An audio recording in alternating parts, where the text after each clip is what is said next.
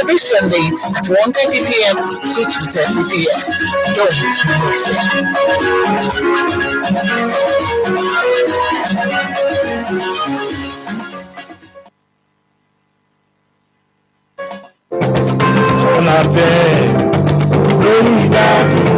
Bẹ́ẹ̀ni, lóyin ládùn ní ètò tí gbogbo ayé nífẹ̀ẹ́ sí lórí oríṣiríṣi abala tí ó ń kọ́ni lẹ́kọ̀ọ́ tí ó sì ń dáni lárayá. Ẹ darapọ̀ pẹ̀lú wa lórí àwọn ọlọ́kan òjọ̀kan abala bí ọlọ́wọ́ ṣíbí wọ́n fẹ́ mọ̀ nípa oúnjẹ sísè ilé wa fún ìmọ̀ràn tí ó yanrantí nípa ìtọ́jú ara. Ẹ pàdé àwọn dókítà wa lórí abala ìlera. Gbogbo ẹ̀yin olólùfẹ́ eré ìdárayá, ẹ pàdé ọ̀rẹ́ yín Yes Àjà tí a ti ń ṣe àfihàn gbogbo ohun tí ó ṣẹlẹ̀ lágbo ìdárayá. Kí wá ní ohun tí ó ń ṣẹlẹ̀ gan-an tẹ fẹ́ kí àwọn ará ìlú gbọ́ nípa ẹ̀? Ìgbéyàwó ni tàbí ìsọmọlórúkọ àti ọlọ́kan òjọ̀kan ayẹyẹ ní ilé ìjọsìn yín, ẹ tẹ́ra ṣàṣà kí ẹ kàn sí wa lórí ètò Olóyin Ládùn kí a bá yín gbé sí afẹ́fẹ́ lówó pọ́ọ́kú.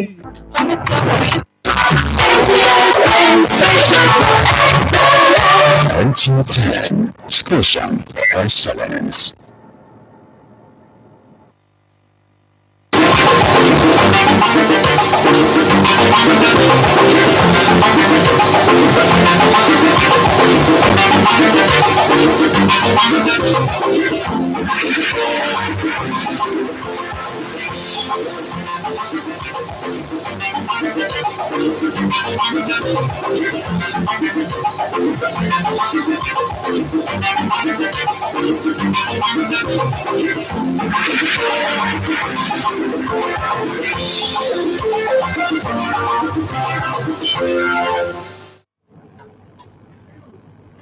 Good evening, and thanks for joining us on our Saturday News Review at 7. I am Ntami Ekpe. We begin with a report on Lagos State government's determination to ensure more vulnerable Nigerians are pulled out of poverty.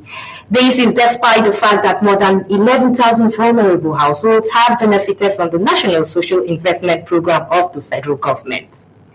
Governor Babajide Sanwo-Olu stated this at the one-day interactive forum with beneficiaries of the National Social Investment Program, NSIP, organized by the Ministry of Wealth Creation and Employment in Lagos. Musa Toliat has the details. These residents came in groups based on the aspect of the National Social Investment Program they have benefited from. The gathering is aimed at appraising the level of transformation in their lives and create avenues for prospective beneficiaries to have access to the program. Governor Babajide Sanwo-Olu, we appreciate your effort that you are making to uplift the people of Lagos State out of poverty. We have been to so many states. Not many of our other leaders are doing as well as you are doing. Governor Babajide Sanwo-Olu stressed that the state will strengthen collaboration with the federal government, especially on the homegrown school feeding program, which has created opportunities in the chain of service providers, including farmers and caterers, to ensure steady supply of nutritional diet to school pupils. This well-thought-out initiative exemplifies the inclusiveness and the pro-people policy of our party, the All Progressive Congress. All of these aforementioned interventions should be domesticated and replicated at the state for proper inclusion of yet to benefit Lagosians. Some of the beneficiaries shared their experiences on the social investment program. We really benefit from this program, and this program has done a lot of good to our lives in Badagry as a whole. There was this thing, because of this, they want to come to school. So if this continues, the National Social Investment Program is an initiative by the federal government through the Ministry of Humanitarian Affairs, Disaster Management and Social Development to lift millions of Nigerians out of poverty. In Lagos, Musa Toliat, NTA News. Also in the course of the week, the Minister of Education, Malam Adamu, through the National Universities Commission, has directed Also in the course of the week, the Minister of Education, Malam Adamu, through the National Universities Commission, has directed the suspension of academic activities in all universities and inter-university centers from 22nd of February to 14th of March 2023. This follows an extensive consultation with relevant bodies to enable students and staff participate in the 2023 general elections. As the nation prepares to elect leaders into various positions, safe and conducive atmosphere are important for a free, fair and credible elections. In this report, Hingino John Adams examines the level of preparedness of security agents. The report. The clock is ticking and countdown to the 2023 general elections is winding down. Preparations by relevant authorities are on top gear with the mock accreditation exercise, a demonstration of the Independent National Electoral Commission's level of preparedness. Though INEC has continuously pledged to conduct free, fair and credible elections across the country, Nigerians who are getting set to exercise their franchise in just a few weeks are looking forward to seeing INEC's promise kept, in addition to peaceful conduct of the exercise. All these cannot be achieved without effective security apparatus on ground. If the government is able to put a strategy in place to the extent that political talks and thuggery before, during and after election are caged, attained to the barest minimum, I can tell you with all audacity that 90% of electoral violence, electoral malpractices, electoral fraud would have been resolved. The security agencies have planned what to do because it's like, because they cannot cover everywhere, I think they will arrange for quick response, quick response in dealing with it. And this time we have the military, the police, the NSCDC, the State Security Service, and other security agencies, supporting services that will participate in maintaining security that day. The electorates are not relenting in ensuring they play their part. If I am on ground and I'm seeing that something is wrong, as something is going out of hand, one, there is a number to call for police, which the INEC has provided, which we can call. After casting your vote, you go back to your home now. So what are you waiting for? You are just waiting to constitute nuisance. Someone will not come and say, okay, I take 1,000 naira to come and buy my vote or to scatter this place. I'm sure most youth will not want to do that any longer again. In Lagos, security agencies are strategizing round the clock towards ensuring watertight security to achieve violence-free exercise. We work with sister security agencies, we work with INEC, and we've been making use of the Intelligence Consultative Committee on Election Security, ICS, and we've been working closely with even IPAC, the Inter-Party Advisory Council, the mother body of all political parties in the country. And we reviewed previous election security reports. We've done a crime mapping of Lagos State, that is to identify vulnerable points, crash points. I'm also working closely with members of the public to provide information when necessary.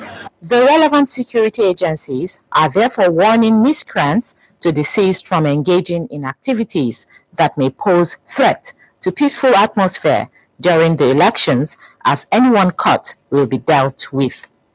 In Lagos, Hingino John Adams, NTA News. Alternative payment method is fast gaining ground among traders in Lagos amid the challenges posed by the scarcity of cash. Joel Popola reports that traders are now encouraging their customers to go cashless to sustain business relationships. The report. The cashless policy, which is in tandem with global best practice, is fast gaining popularity among traders in Lagos as the cash crunch continues to linger. Many business owners, including petty traders, are embracing the cashless policy, which is fast becoming the new normal. Traders at Computer Village and other markets in Lagos say the adoption of electronic payment method has sustained their businesses in the wake of the cash crunch. Most of our customers that come in, they use their ATM because we have like up to 4 POS here and they're able to use them. If customers come now, they won't do something like, for example, now say they want fish screen now. They got to transfer to my account. Or they transfer. I mean, if I want to go buy the screen inside market, I will still do transfer for them. I think people are starting to adapt to the transfer method and USSD and internet banking. For some traders, the alternative method of payment has eliminated several challenges synonymous with cash. When I sell. I've not been looking for a change. Give me balance. Sometimes I do tell them that I don't accept transfer. Some do fake transfer. Those trading in Obalende area of Lagos have also imbibed the cashless policy, as this is the only way to maintain their market share.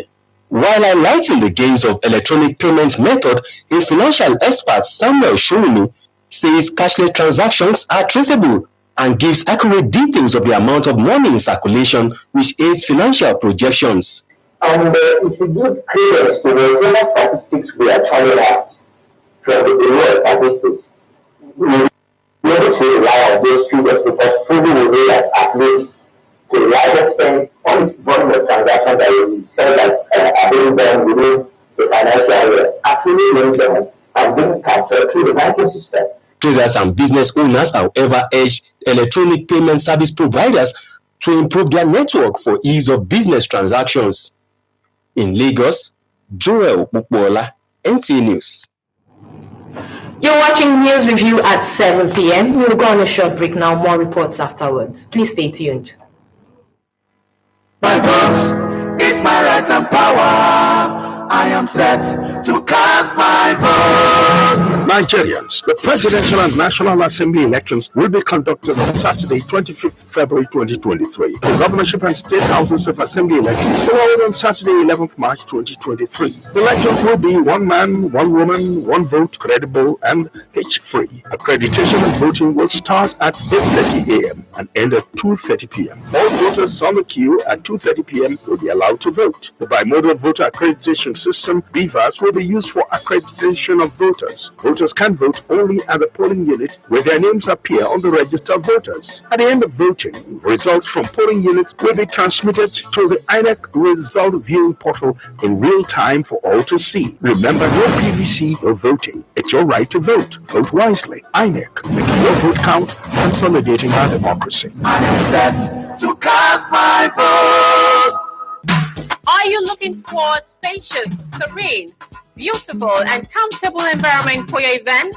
Then NTA Lagos Channel 10 premises is the place with about 3,065 capacity. NTA Lagos Channel 10 premises provides a well-secured land and car parking lot for your wedding reception, birthday party, church and school end-of-the-year event. Our conference hall is convenient for company annual general meetings, lectures, seminars or workshops. With just 150,000 naira only, you can use our entire space and also have your event covered and aired on our social diary program, Mary Lane. For more inquiries, please contact our marketing department, NTA Lagos Channel 10, Tejo, or call our telephone number, Chibuzo 0812 324 5519, Gmo 0803 830-1669. NTA Lagos Channel 10 premises, affordable just for you.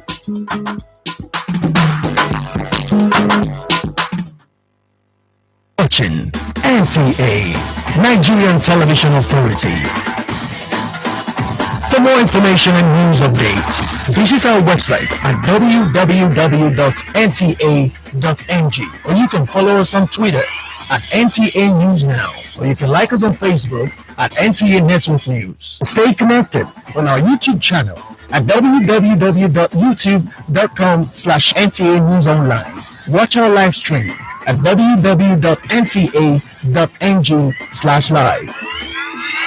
NTA, you choose, it's your wish.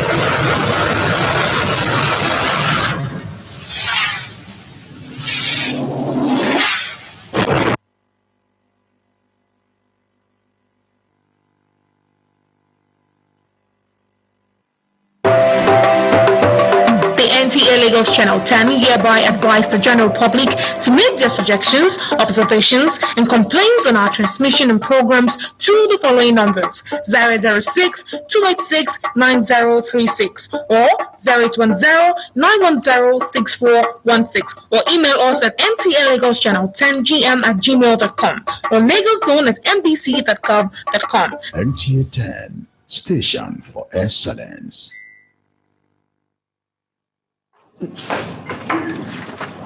You're welcome back. In the course of this week under review, customers of some commercial banks in Lagos were left disappointed following abrupt closure of operation to the public. Abolade Salami reports that the closure affected both cashless and cash transactions. The report.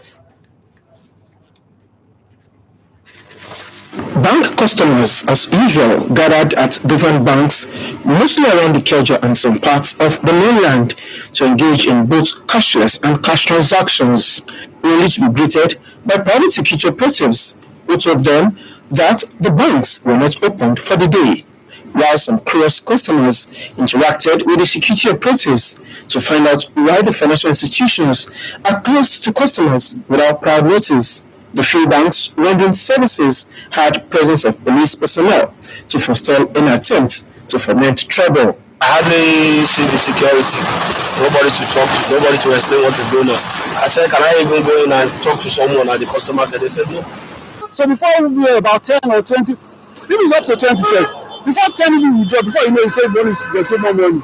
Meanwhile, most of the financial institutions with headquarters on the island were reported to have closed before the normal closing time, attributing the development to fear of attack on the facility due to non-availability of the redesigned Naira notes at banks and ATMs. The bank is not working. All the gates are being closed. Even the security men, I don't know where they are now. We started looking for the security.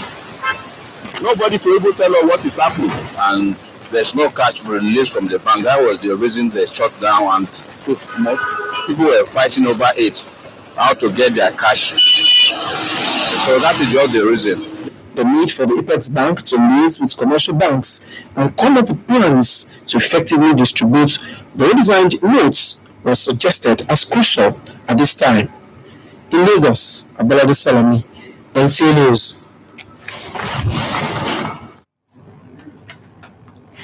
To talk about what's been happening in recent times, talking about the currency redesign, we will be discussing the assessment of the Nigerian currency redesign, its impact on the Nigerian masses. And with me for this segment is our investment associate, Mr. Ayodeji Ajilore. You're welcome to the program. Thank you for having me. How are you doing today? Pretty well. Okay. Would you kindly give us a sense of what's going on regarding the Naira redesign policy and cashless, the cashless policy going right now in the society? I mean, it's pretty much been a case of a lot of activities actually. We got the Central Bank of Nigeria, Governor Mr. Gordon Emefiele, coming out sometimes ago, about 90 plus days ago, where he said there is a need for us to redesign some certain denomination of the Nigerian currency. Speaking of the denominations now, we speak of the 200 Naira note, the 500 Naira note, and the 1000 Naira note. And then practically since then, it's been a kind of topsy-turvy kind of arrangement whereby there's been a lot of backlash, there's been a lot of back and forth, there's been a lot of consultation.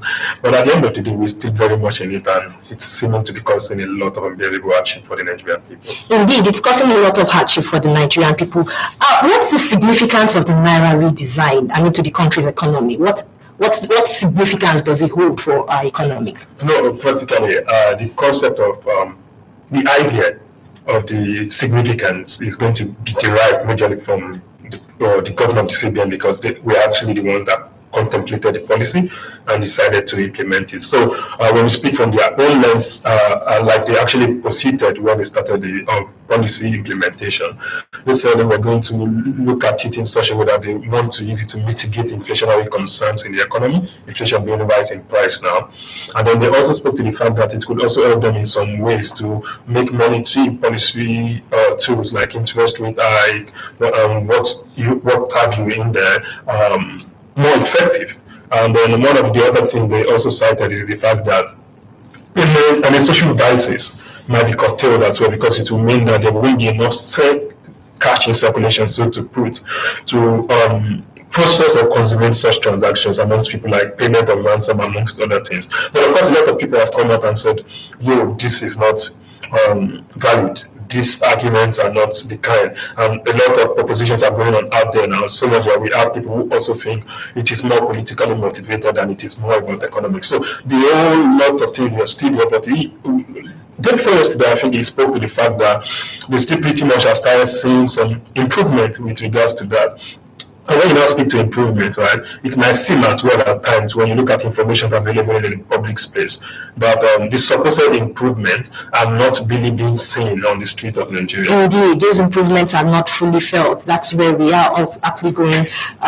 People have had harrowing experiences in the past month regarding this whole the policy, the currency redesign policy. So now, how will the Naira redesign help to address the social challenges in the countries such as you mentioned, kidnapping, banditry, and corruption? How will this help to curb or curtail, address the social challenges that we as the people are facing? Now that you ask, I would have to take it a notch higher in the level of the conversation.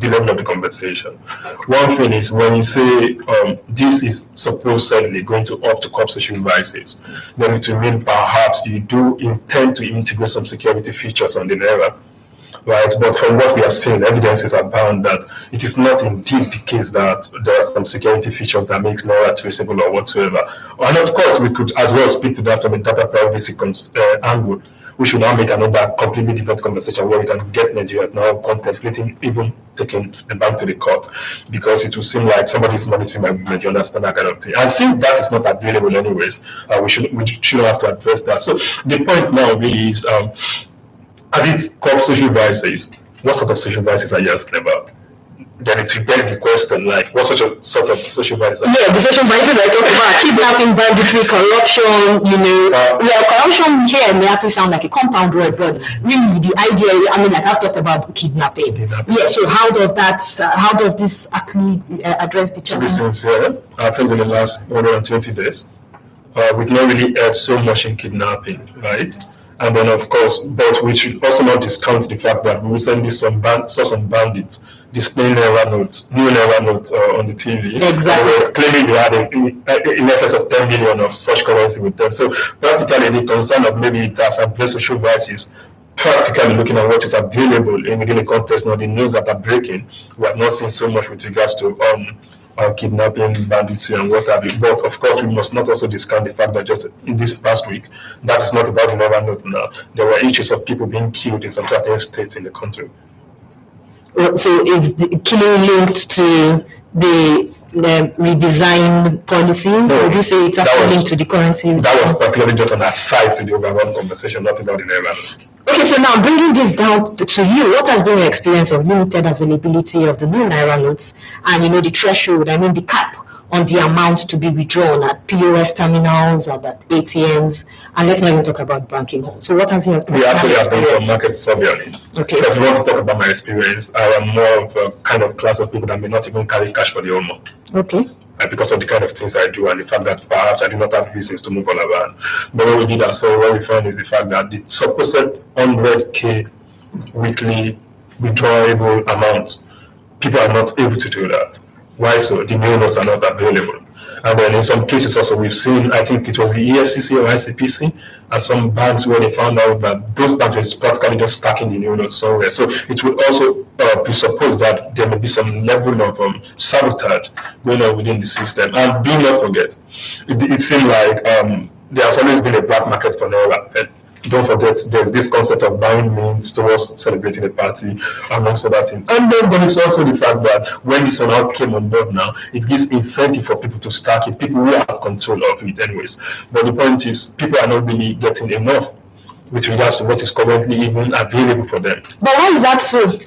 Yeah, practically, like I said, there was sabotage in the system, and then some banks are as well claiming that the CBN is not getting enough across to them. And the CBN is also claiming, on the other hand, that we are giving them what we have. And then we should not also forget the fact that the CBN came out yesterday and spoke to the fact that, we've got difficulty with the Nigerian Minting Company, whereby they can't get enough paper really to produce what is expected of them to be produced. I mean, it's practically just in double whammy there.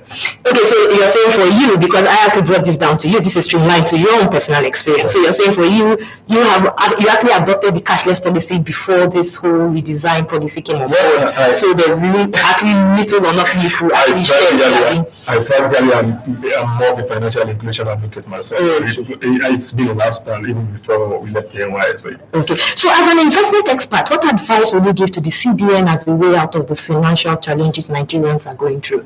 Practically, I do not think they need my advice. But of course, if there's something that comes to mind, is the fact that policies like this are not supposed to be stress tested on their own. There are policies that we should find a way to isolate some particular population and test and see how it will go. And then as much as possible as well, if the papers are not coming in anytime soon, they should try as much as possible to allow people to still go around. You know, there's a Supreme Court judgment as well, to use their own note to consummate the transaction. Because at the end of the day, there's a way this whole thing affects the velocity of money. And if money is not moving on like it should move, it has a way of as well affecting output within the economy. So it might not really augur well. So I think they should allow the old currencies to still remain a legal tender, pending when they are able to meet the demand of the people. All right, thank you very much. That was Mr. Ayodeji Ajilore, our investment associate, and he believes that we should actually allow the old currencies stay on a bit. And so, yeah, thank you very much for coming on the program. We hope to have you sometime soon. Okay. Thank you. Up next is weather forecast for Lagos Metro Police.